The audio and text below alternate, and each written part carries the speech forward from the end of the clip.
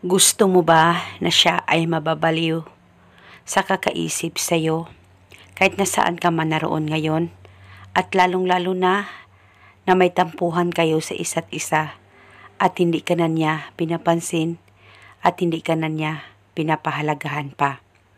Kaya gusto mo ba na sobrang mababaliw sa kakaisip sa'yo ang taong mahal mo at ngayon ay nagkamalabuan na kayong dalawa sa isa't isa?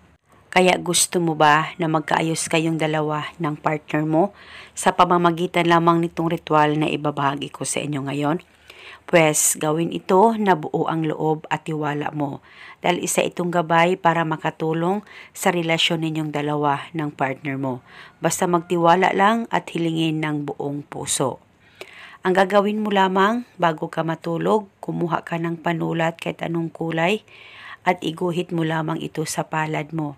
Mag-draw ka lamang ng circle dyan sa palad mo at pagkatapos sa loob ng circle ay isulat ang kanyang tunay na pangalan at apelido ng isang beses.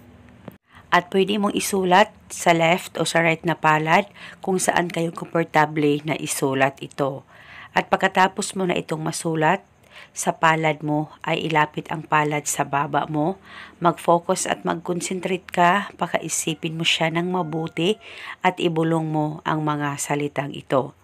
Pangalan at apelido niya, ikaw ay mababaliw sa kakaisip sa akin kahit nasaan ka man naroon ngayon. Ibulong mo lamang ito ng 3 beses.